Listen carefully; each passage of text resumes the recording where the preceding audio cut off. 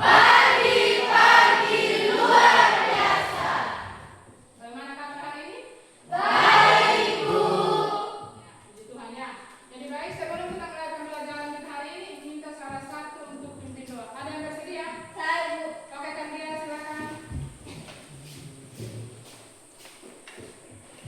Ibu dan teman-teman, sebelum kita mulai aktivitas belajar mengajar kita, terlebih dahulu mari kita satu hati dalam doa. Mari kita berdoa.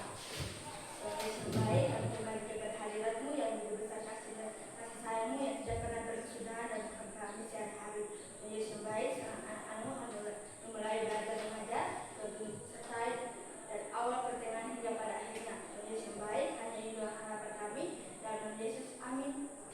Terima kasih Kak Tia ya.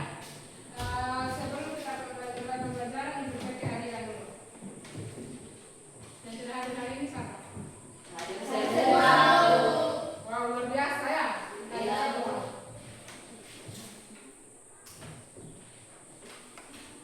Oke, sudah siap menerima pembelajaran hari ini? Kalau sudah siap, silakan ambil posisi ternyaman mungkin, ya. Ambil posisi belajar ketika kita mulai pembelajaran supaya jangan ada lagi yang bunyi sana bunyi sini ya. Oke, kita mulai sudah. Pembelajaran kita hari ini tentang berpikir komputasional, ya.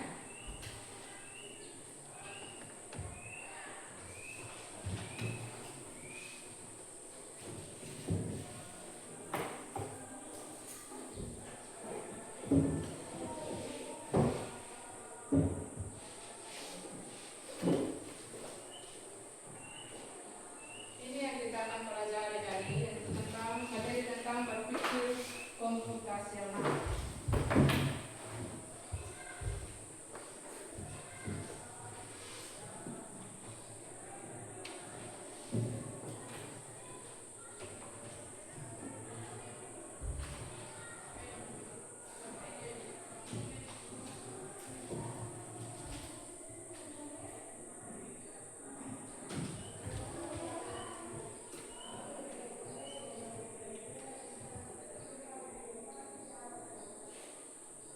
Oke, coba perhatikan. Ini gambar apa? Manusia Bu. Gambar manusia dan apa coba? Manusia manusia dia sedang pegang apa coba? Ada sementara pegang HP. Ini kira-kira apa yang dibuat?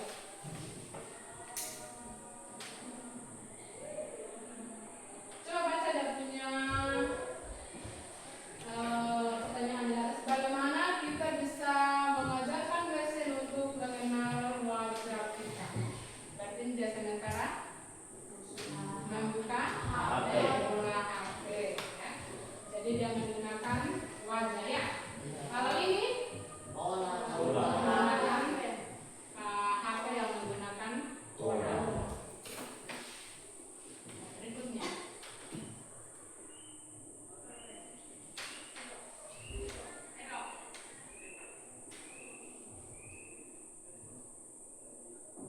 Perhatikan video singkat.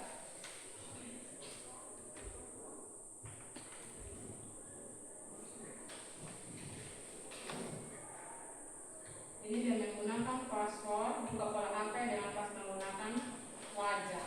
Nah, pertanyaannya tadi kenapa mesin ya bisa mengenali kita punya wajah? Kenapa?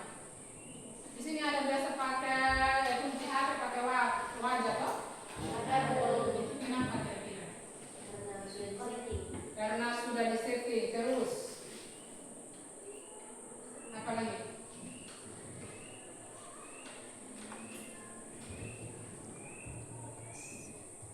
Selain disetting,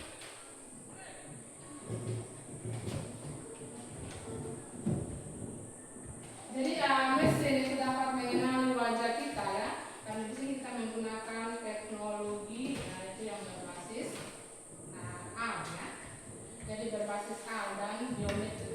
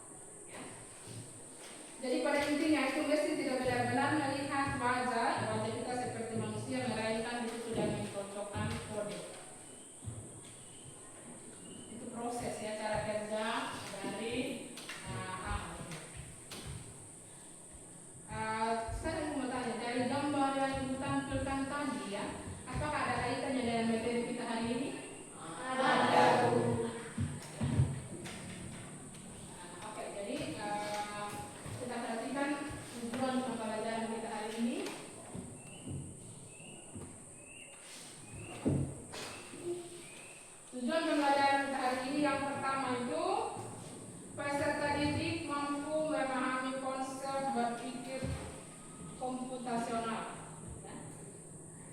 Dan perannya dalam dunia coding dan hal dalam kehidupan sehari-hari. Kemudian yang kedua, peserta didik mampu memecahkan dekomposisi masalah kompleks menjadi sub-sub masalah yang lebih kecil dan terstruktur.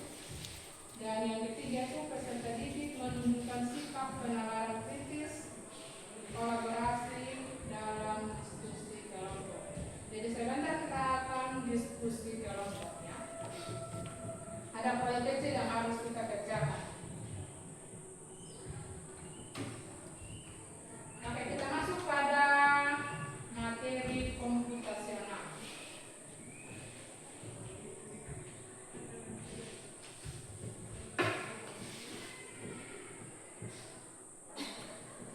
Apa sih itu berpikir komputasional?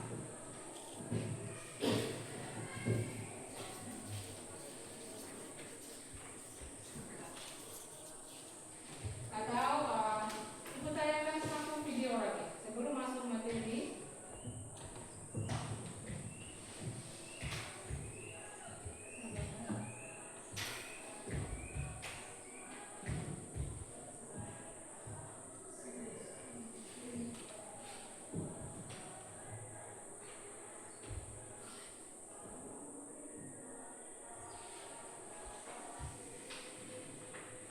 Ini mereka sedang apa dalam video? Namanya. Ini sementara apa ini? Ya, membeli makanan. Jadi di sini mereka sedang antri di kantin sekolah, ya, untuk membeli makanan, ya. Ini yang kita akan bacakan sebentar, ya. Di materi tentang berpikir komputasional.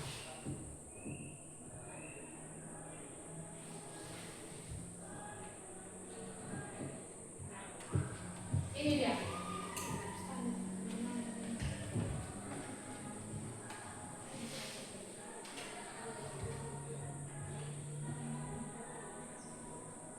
Jadi berpikir komputasional itu bukan berarti kita harus menjadi robot atau berpikir menggunakan kode-kode yang rumit, ya. Bukan berarti kita harus menjadi robot terus kita harus berpikir bagaimana kita menggunakan kode-kode yang rumit. Tapi berpikir komputasional itu sederhana saja, ya. Berpikir komputasional adalah suatu metode atau cara berpikir yang memecahkan masalah yang rumit, ya. Nah, ini bukan masalah rumit, ya, tapi bagaimana kita memecahkan masalah yang rumit, ya, secara metodis, efisien dan logis, ya. Jadi berpikir komputasional ini dengan cara seorang ilmuwan komputer membuat program. Nah, perhatikan di sini. Berpikir komputasional adalah cara berpikir, ya, bagaimana kita berpikir untuk menyelesaikan masalah secara sistematis.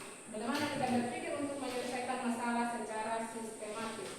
Kemudian berpikir komputasional juga itu membantu manusia, ya, membantu kita untuk menggunakan langkah-langkah yang jelas, terstruktur dan bisa dijalankan oleh komputer. Yang pertama, bagaimana kita berpikir untuk menyelesaikan masalah secara sistematis. Kemudian yang kedua, berpikir komputasional itu membantu manusia menggunakan langkah yang jelas, ya, terstruktur dan bisa dijalankan komputer. Nah, berpikir komputasional ini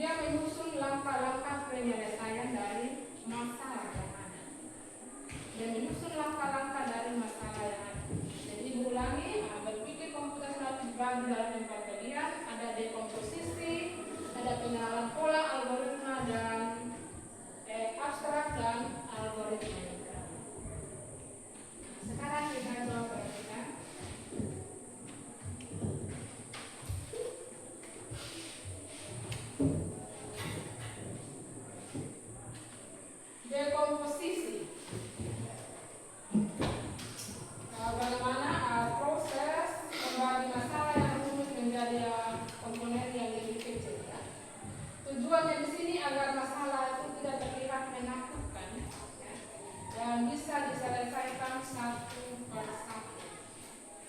Contohnya dalam kehidupan sehari-hari itu masalah besar, ya, membuat nasi goreng dalam kehidupan sehari-hari, ya. Maka dekomposisinya, yang pertama kita menyiapkan bahan, yaitu ada nasi, bumbu, telur, dan sebagainya. Kemudian yang kedua kita mulai dengan mengiris bumbu. Ketiga kita menggoreng telur. Keempat menumis bumbu. Dan kelima mencampurkan semua bahan dan memasaknya. Dan yang terakhir sudah menjadi nasi goreng. Itu dekomposisi. Kemudian pengenalan pola. Ya. Pengenalan pola ini kemampuan mengidentifikasi pola, tren atau paralel dalam data atau di antara masalah-masalah yang telah dipecahkan. Ya. Contoh dalam kehidupan sehari-hari masih berkaitan dengan nasi goreng. Nah di sini langkah menumis, tumis bumbu, itu memiliki pola yang sama, ya. Panaskan minyak, masukkan bumbu, aduk hingga sampai harum. Itu polanya sama ketika kita memasak mie atau kita membuat capcay, ya. Jadi ini yang sama dengan pengenalan pola. Kemudian berikutnya abstrak. Abstraknya di sini dia merupakan prosedur menghilangkan data yang tidak relevan atau berlebihan dan berkonsentrasi secara eksklusif pada fakta-fakta yang krusial. Tujuannya apa? Agar kita tidak bingung dengan informasi yang terlalu banyak dan bisa fokus pada masalah ini. Contohnya apa itu? Ada orang yang sedang mengayuh sepeda. Contoh dalam kehidupan sehat. Saat kita mengendarai sepeda, kita itu hanya fokus pada cara mengayuh, kemudian menjaga keseimbangan dan mengerem. Itu saja kita fokus, ya. Kita tidak perlu fokus bagaimana gear itu bekerja atau bagaimana cara kerja ban. Ya. Kita tidak perlu fokus itu. Kita hanya fokus saja bagaimana kita menjaga keseimbangan, bagaimana kita rem, ya, bagaimana kita mengayuh. Itu yang abstrak. Nah, algoritma ini dia merupakan serangkaian langkah-langkah atau aturan yang jelas, ya, dan berurutan untuk menyelesaikan masalah. Algoritma adalah hasil akhir dari ketiga pilar sebelumnya. Pilar sebelumnya itu yang ada pengenalan dekomposisi, pengenalan pola, dan abstrak. Ya. Jadi algoritma ini merupakan hasil akhir dia. Ya. Contoh algoritma itu kita mulai membuat urutan yang jelas, kemudian tidak ambigu, artinya tidak memiliki arti ganda. Ketiga pasti berhenti setelah masalah selesai. Contoh dalam kehidupan sehari-hari, membuat resep makanan, petunjuk perakitan mainan, atau tutorial cara melakukan sesuatu.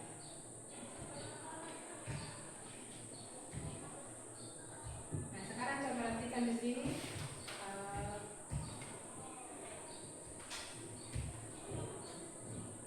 Contoh dari dekomposisi itu bagaimana kita misalkan kita menjelaskan untuk mengerjakan presentasi dengan sistem perencanaan manusia, ya, misalkan. Maka dekomposisinya kita mulai dari mencari materi tentang mulut, lambung, dan usus. Setelah itu kita membuat slide presentasinya, kita mendesain tampilan slide, berlatih untuk presentasi, dan membagi tugas setiap anggota. Itu yang dekomposisi. Sedangkan pengenalan pola, kita membuat slide mulai dari judul, gambar, dan poin-poin pentingnya saja. Terus kalau abstraknya, ya, contohnya peta. Peta itu hanya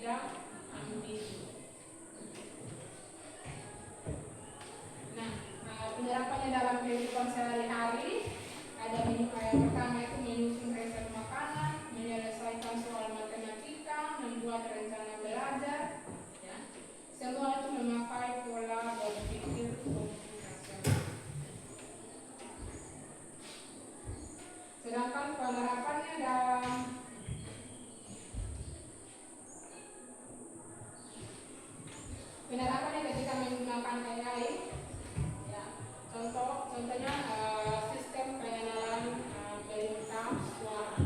Ya. Di sini kita menggunakan perangkat komputer atau perangkat lain seperti smart speaker atau aplikasi di ponsel. Ya. Bagaimana kita untuk mendengarkan perkataan manusia dan mengubahnya menjadi perintah yang dapat dieksekusi. Nah, aplikasi yang digunakan di sini adalah aplikasi Google Assistant. Ya. Bagaimana kita cara menggunakan Google Assistant? Yang pertama kita melakukan perekaman suara. Setelah suara itu direkam, maka di situ suara itu akan dirubah menjadi kata-kata dan menjadi sebuah teks dan menjadi sebuah perintah yang siap dieksekusi. Misalkan saya mau putar lagu Indonesia Raya, kita merekam audio, maka dengan sendirinya kata rekaman itu akan dirubah menjadi sebuah teks dan siap dieksekusi. Itu penerapan lainnya dalam menggunakan AI.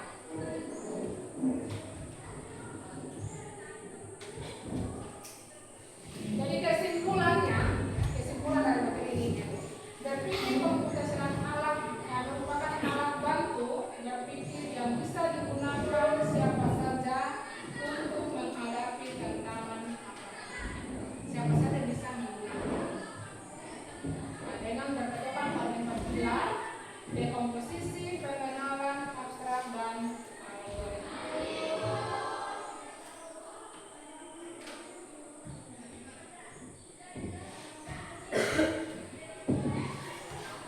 Sampai di sini ada pertanyaan? Belum ada ya? Dan sebentar pasti ada toh? Jadi jangan sebulan tidak ada. Sebentar pasti ada ya. Oke. Ibu akan bagi dalam bentuk kelompok.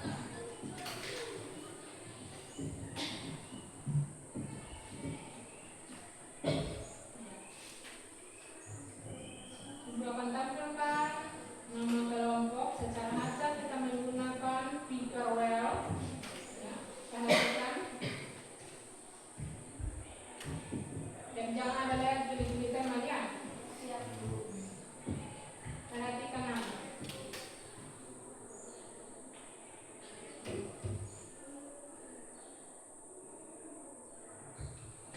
Di sini ada 4 kelompok. Setiap kelompok beranggotakan 5 orang.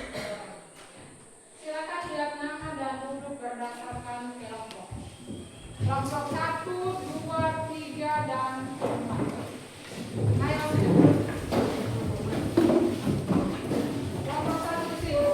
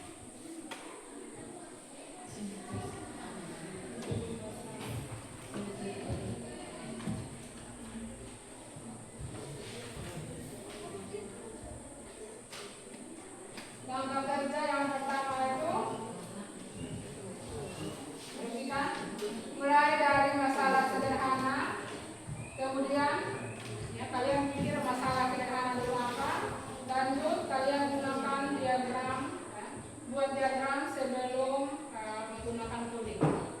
Ya.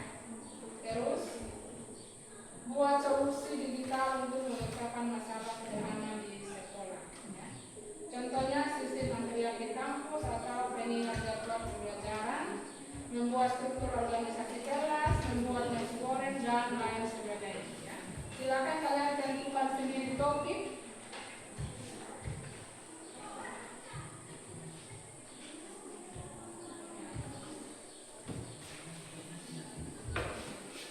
Pilih salah satu, pilih masalah di lingkungan sekolah, terapkan pola pikir komputasional.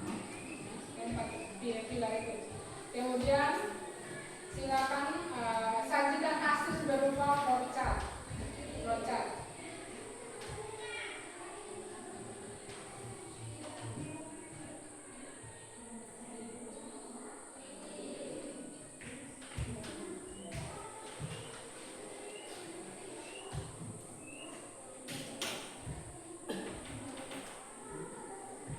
Kemudian setelah itu ada di sini ada pertanyaan yang pertama, urutan langkah berpikir komputasional yang benar. Kedua, jelaskan contoh penerapan dekomposisi dalam kegiatan sekolah. Ketiga, jika kamu ingin mengurangi waktu antri di kantin, langkah berpikir komputasional apa yang menggunakan terlebih dahulu. Ya. Itu yang akan kalian kerjakan buat proyek ini. Kalau sudah, buat diagram dulu. Sebelum buat diagram, silakan download aplikasi flowchart di HP.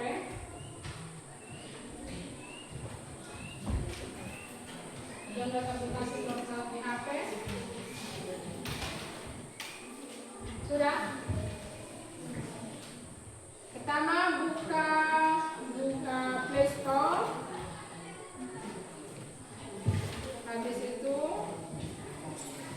ketik aplikasi flowchart.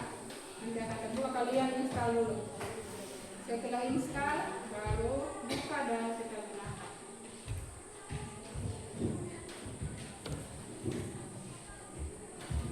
Nah, di sini ada gambar atau contoh kecil pembuatan flowchart.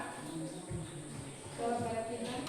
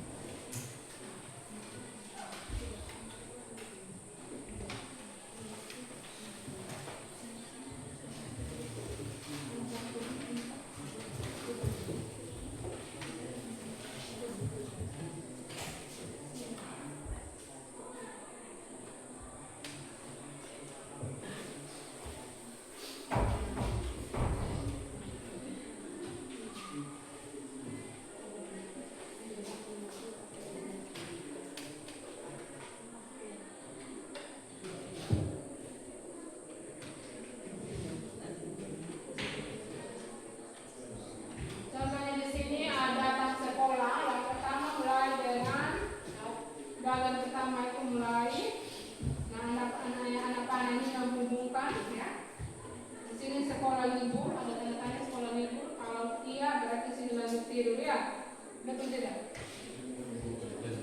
Kalau sekolah sedang libur berarti lanjut tidur toh? Kalau tidak berarti siap-siap untuk berangkat sekolah. Kemudian lanjut lagi.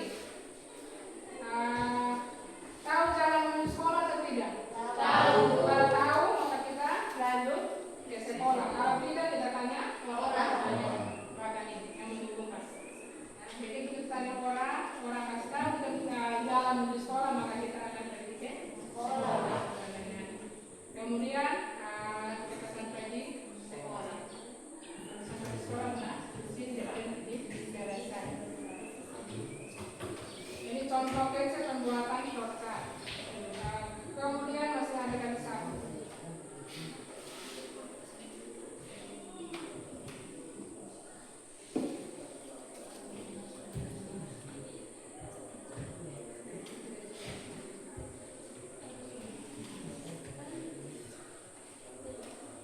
Mulainya kita panaskan ini pembuatan nasi ya, nasi goreng contohnya. Mulai panaskan minyak, tumis bumbu, masukkan nasi ke wajan, aduk nasi dan bumbu sampai merata, angkat nasi dan siap hidangkan. Terakhir selesai. Contoh pembuatan biasa. Silakan. Sudah detik.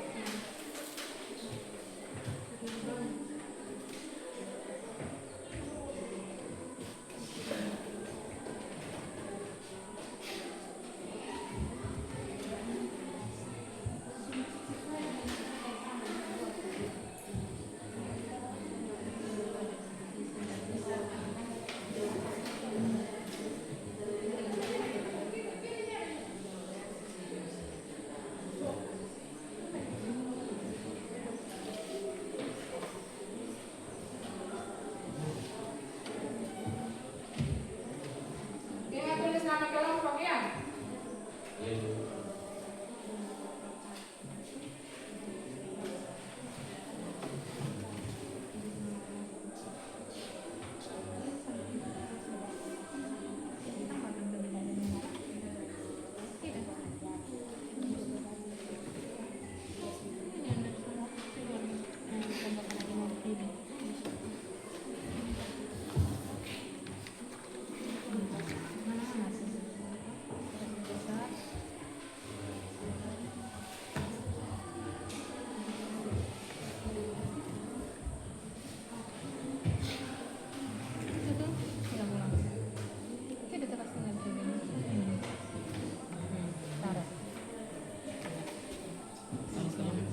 Nama kelompok, anggota, ketuanya, anggota dan sebagainya.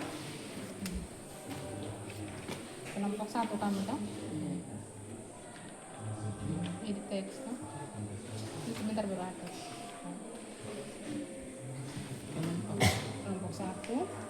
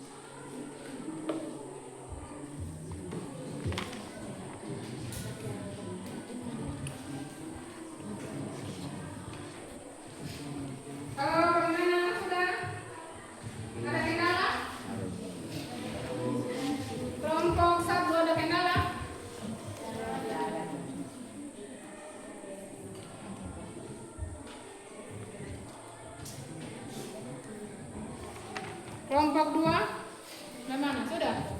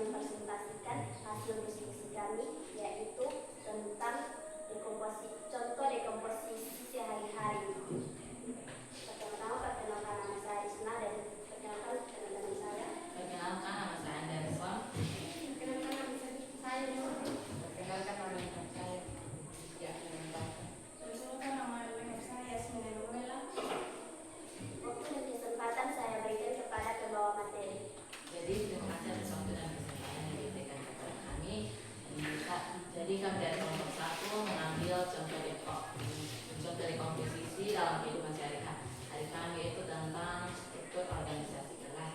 Jadi mari kita lihat sama-sama. Ini adalah struktur organisasi kelas yang kami buat melalui aplikasi Flowchart. Selanjutnya di sini kami membuat aplikasi Flowchart, yaitu ini struktur organisasi kelas. Ada ketua kelas, wakil ketua kelas, sekretaris, bendahara, seksi kebersihan, seksi kebersihan dan keindahan, seksi keamanan dan ketertiban. Jadi di sini saya akan menjelaskan ini konteks komposisi dalam kehidupan sehari-hari kami, yaitu tentang struktur organisasi kelas. Jadi dekomposisi itu memecahkan suatu masalah atau sistem besar menjadi bagian-bagian kecil agar lebih mudah dipahami dan dikerjakan. Pada gambar flowchart tersebut yang sudah tertera di tembok, ini kami memecah struktur organisasi kelas yang awalnya merupakan satu hal besar menjadi beberapa bagian, yaitu ketua kelas, wakil ketua kelas, sekretaris, bendahara, seksi kebersihan dan keindahan, seksi keamanan dan ketertiban. Dengan memecahkan satu sistem besar menjadi beberapa tugas atau peran yang jelas, pekerjaan menjadi lebih mudah dan lebih teratur dan mudah dijalankan. Itu konsep dekomposisi dalam berpikir komputasional. Jadi selanjutnya di sini saya akan menjelaskan peran dari setiap peran dan tanggung jawab dari salah satu anggota struktur organisasi kelas. Yang pertama itu struktur organisasi kelas sangat penting karena membantu menciptakan kerjasama dan keteraturan di dalam kelas. Dalam struktur ini setiap anggota memiliki peran dan tanggung jawab masing-masing. Ketua kelas berfungsi sebagai pemimpin yang mengatur dan mengordinasikan kegiatan kelas. Wakil ketua kelas membantu ketua kelas dalam menjalankan tugas, terutama ketua kelas sedang berhalangan. Sekretaris bertugas mencatat kegiatan dan administrasi kelas, sedangkan bendahara mengatur keuangan dan memastikan pemenangan dengan kelas berjalan dengan baik. Selain itu, seksi kebersihan dan keindahan bertanggung jawab menjaga lingkungan kelas tetap bersih dan nyaman. Sementara seksi keamanan dan ketertiban memastikan suasana belajar lebih aman dan disiplin. Melalui struktur organisasi ini, setiap siswa belajar tentang bertanggung jawab, kerjasama dan kepemimpinan. Dengan pembagian tugas yang telah seperti pada flowchart ini, kegiatan kelas dapat berjalan lebih efektif, tertib dan harmonis. Sekian penjelasan dari saya. Selanjutnya kita akan mendengarkan bersama-sama ini pertanyaan dan jawaban yang akan disampaikan oleh tim. Pertama-tama saya akan membantu satu, urutkan langkah berpikir komposisional yang benar.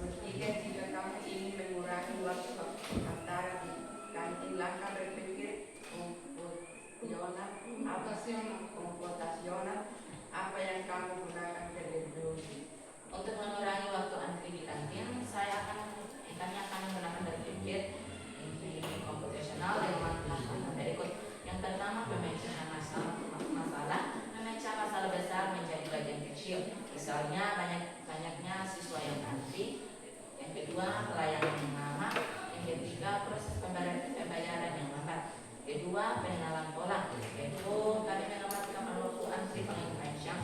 Contoh biasanya saat istirahat pertama dan jenis makanan yang paling banyak dibeli. Yang ketiga abstraksi, yaitu fokus pada hal penting seperti proses pelayanan dan pembayaran yang bisa dipercepat, bukan pada hal-hal kecil seperti pilihan menu. 4. Penyusunan langkah, membuat langkah-langkah solusi, misalnya yang pertama membuat sistem pemesanan sebelumnya atau pre-order. Kedua, menambah petugas kasir. Yang ketiga, mengatur jadwal masukan pergiliran kelas. Kesimpulannya, langkah berpikir komputasional yang digunakan adalah pemecahan masalah, yaitu pengenalan pola, versi dan algoritma agar waktu antri di kantin bisa berkurang secara efisien. Jika teman-teman sekian dari presentasi kami, jika ada teman-teman yang ingin bertanya, waktu dan kesempatan saya berikan.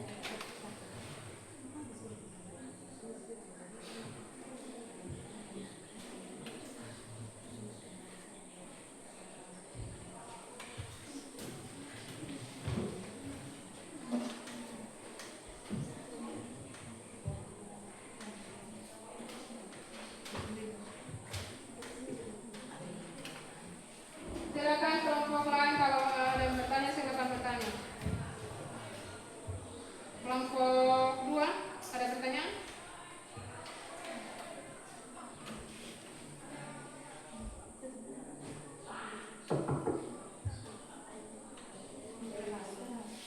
Pertanyaan dari saya, jadi kesimpulan dari topik itu Kesimpulan dari topik yang seperti apa?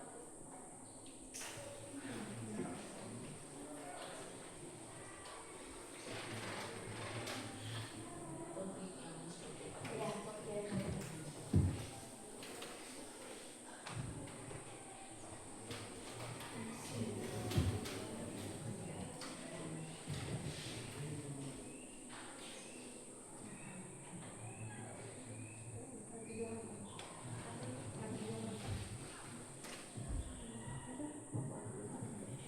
Jadi baik, terima kasih atas pertanyaan yang telah diberikan. Kesimpulannya, voucher struktur organisasi kelas pada gambar tersebut merupakan contoh komposisi karena masalah atau sistem yang besar, yaitu organisasi kelas dipecah menjadi bagian-bagian kecil seperti ketua kelas, wakil kelas, sekretaris, bendahara, dan seksi-seksi lainnya. Dengan pemecahan ini, setiap bagian memiliki tugas dan tanggung jawab yang jelas, sehingga pekerjaan menjadi lebih teratur, mudah dipahami, dan lebih efektif dan untuk dijalankan. Mungkin itu saja pertanyaan dari kami. Jawaban.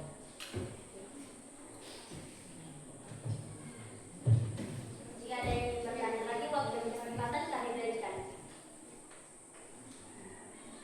Tidak ada yang bertanya? Ya, duduk. Silakan kelompok 1 akhiri presentasinya. Jika tidak ada yang bertanya lagi, kami akan mengakhiri presentasi kami. Mohon maaf jika ada kesalahan. Sekian dan terima kasih. Oke, sampai dulu. Oke, sangat luar biasa ya presentasi dari kelompok 1. Kita berikan dulu tepuk wow. Dikasih apa? Dikasih B, kasih O, kasih W. Wow.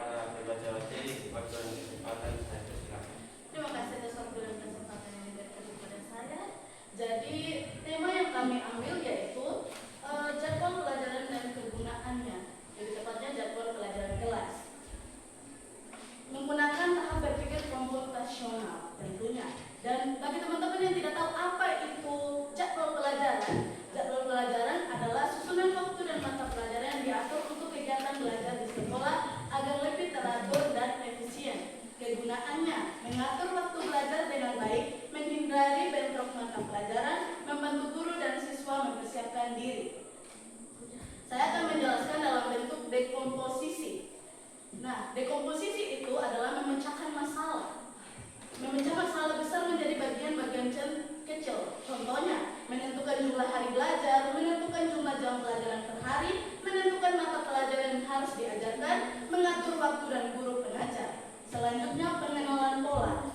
Pengenalan pola atau pattern recognition, mencari keamanan dan pola dari data yang ada. Contohnya, mata pelajaran penting seperti matematika dan bahasa Indonesia biasanya di awal hari. Pelajaran olahraga ditempatkan di jam terakhir. Tiap guru hanya bisa mengajar satu kelas dalam satu waktu. Yang ketiga, abstraksi. Abstraksi atau penyederhanaan informasi. Mengambil hal-hal penting dan mengabaikan yang tidak diperlukan. Contohnya, fokus hanya pada hari, jam, dan pelajaran inti. Tidak perlu mencatat detail seperti lokasi kursi atau warna papan tulis. Yang keempat atau yang terakhir, algoritma atau langkah-langkah penyelesaian. Langkah-langkah sistematis untuk membuat jadwal pelajaran. Yang pertama, buat daftar mata pelajaran dan guru pengajar. Yang kedua, tentukan jumlah hari dan jam pelajar. Yang ketiga, masukkan pelajaran inti di awal hari. Yang keempat, tambahkan pelajaran ringan atau olahraga di akhir. Yang kelima, cek agar tidak ada jadwal yang bentrok. Yang keenam, simpan dan bagikan jadwal kepada siswa dan guru. Kesimpulannya adalah dengan berpikir komputasional membuat jadwal pelajaran menjadi lebih teratur, efisien, mudah dikelola, menghemat waktu dan tenaga. Selanjutnya kita akan mendengar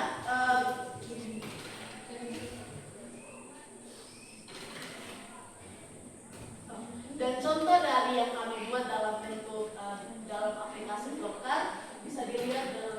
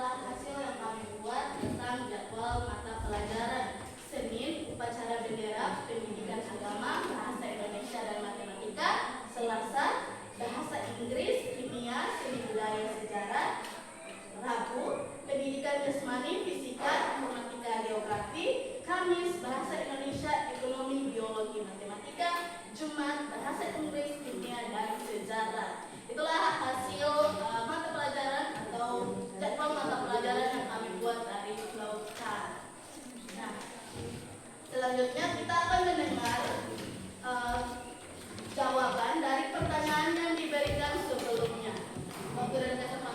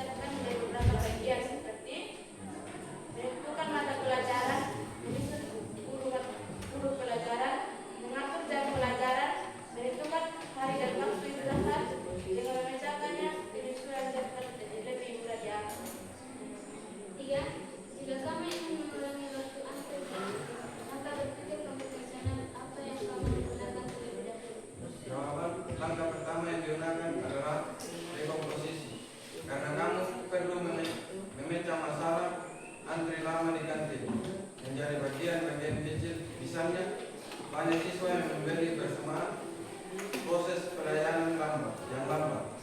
Jenis makanan yang sulit disiapkan, setelah itu baru bisa dianalisis lebih lanjut dengan langkah berpikir komputasional lainnya. Jika ada pertanyaan dari teman-teman, pada kesempatan kami silakan. Saya mau bertanya. Jelaskan apa itu dekomposisi dan berikan contohnya. Terima kasih atas pertanyaan yang diberikan kepada dari kelompok 3. Dekomposisi adalah memecahkan masalah, memecah masalah besar menjadi bagian-bagian kecil. Mau contohnya? Mau. Jadi contohnya itu menentukan jumlah hari belajar. Ini kami ambil dalam materi kami, menentukan jumlah hari belajar, menentukan jumlah jam pelajaran per hari, menentukan mata pelajaran yang harus diajarkan, mengatur waktu dan guru pengajar. Cukup? Terima kasih. Masih ada yang datang. Saya ingin bertanya, mengapa jadwal pelajaran harus dijaga di kelas? Terima kasih atas pertanyaan yang diberikan kelompok 2. Mengapa jadwal pelajaran harus ditempel di kelas? Agar semua siswa mudah melihat dan mengikuti jadwal dengan tertib. Sekian. Pas.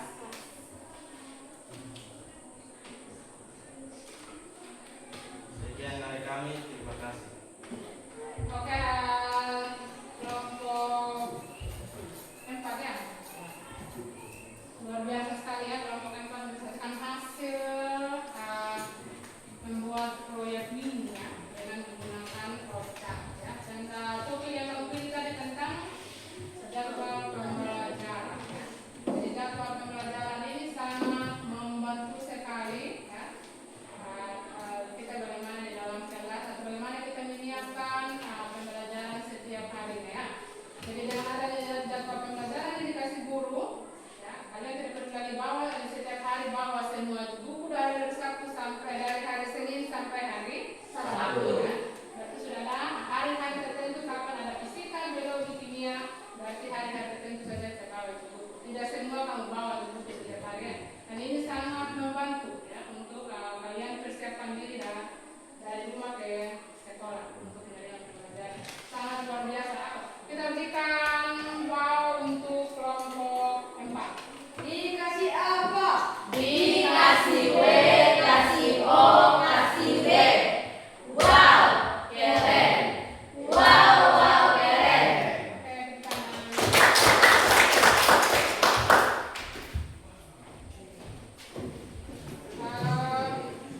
karena waktu ya, kita punya waktu sedikit lagi akan selesai dan akan ada jam berikut yang harus masuk. Jadi diminta satu kelompok lagi yang presentasi ya. Antara kelompok 3 dan kelompok 2. Kelompok 3 Ibu kamu punya materi sama dengan kelompok 4. oke, kelompok 3 materinya sama dengan kelompok 4 tentang jadwal pelajaran ya. Oke, kelompok 2 silakan kelompok 2 presentasikan.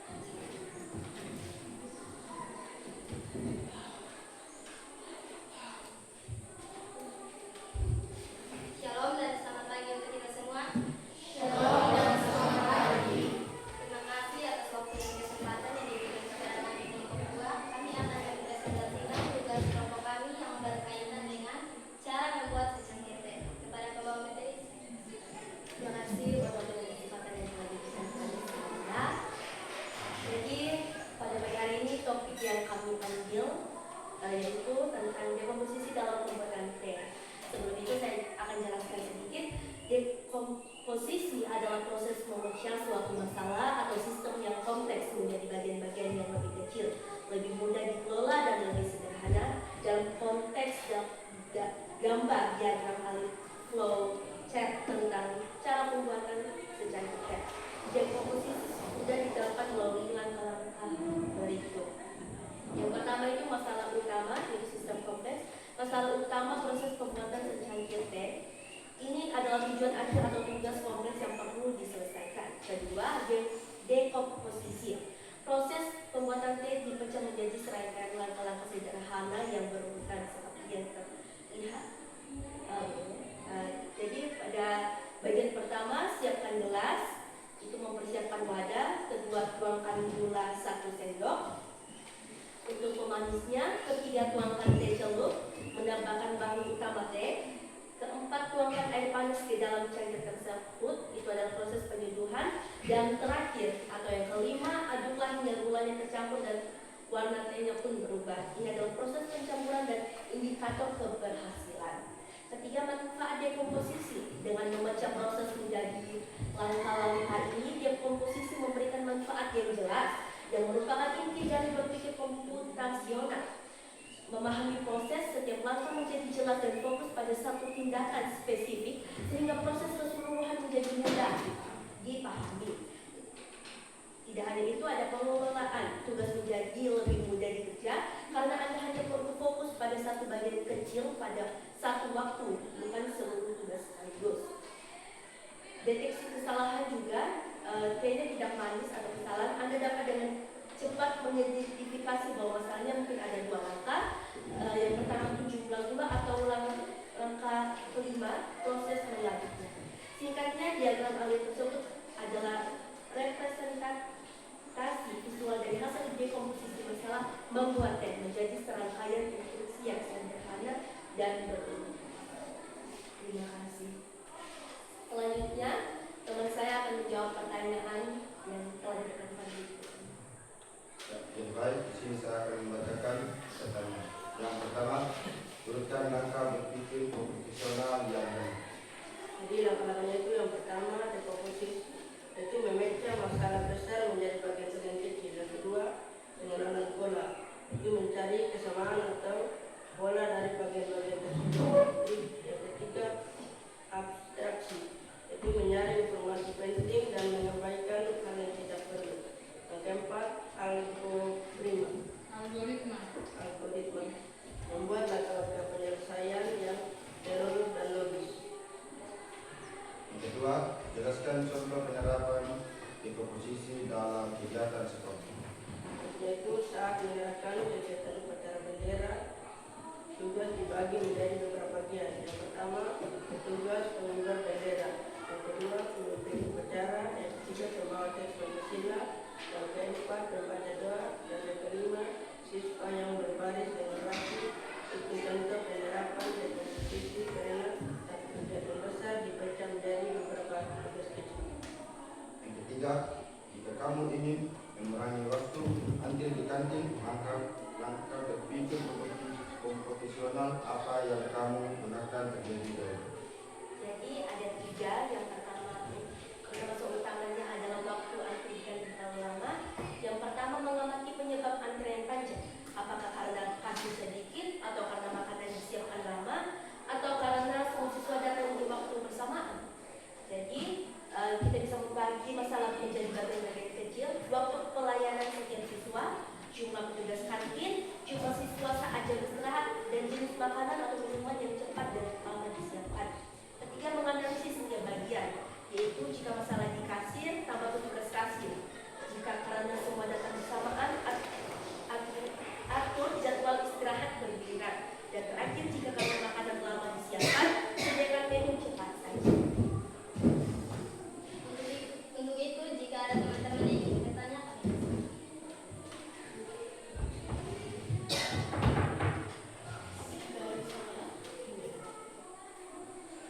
Apa yang dilakukan setelah akhir mendidih? Terima kasih.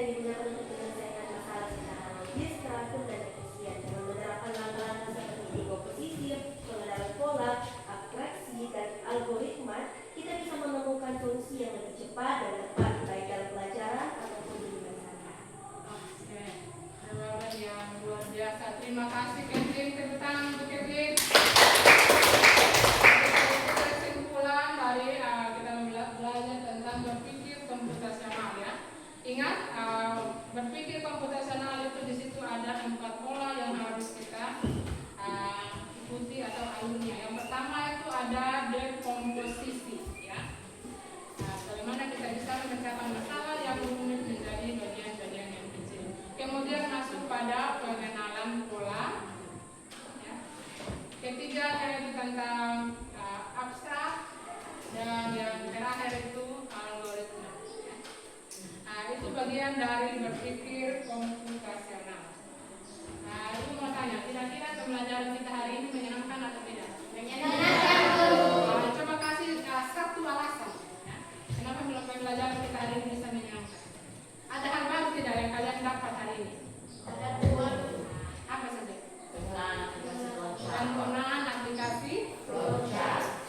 Selain kalian menggunakan aplikasi flowchart, kalian bisa menggunakan AI yang lain ya, seperti Gemini, ChatGPT, apa lagi? Meta AI. Jadi itu semua bagian dari pembelajaran coding. Ya.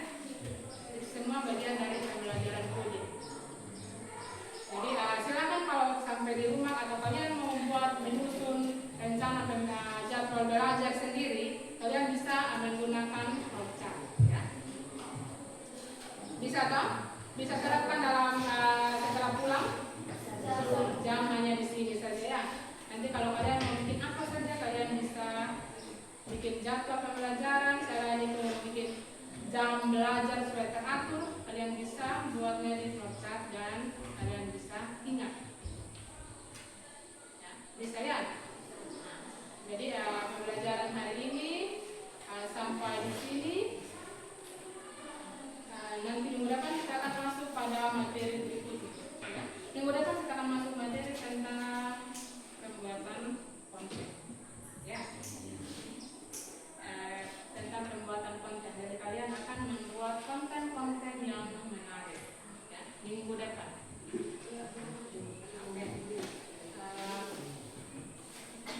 Ibu minta sebelum kita akhiri pembelajaran kita hari ini, Ibu minta salah satu untuk isi doa. Oke, Anderson.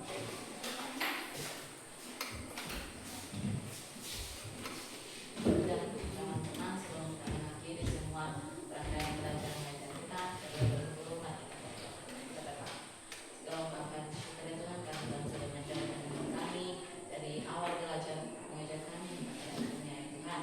Ya Tuhan, sebentar itu apa yang telah kami belajar dari Tuhan.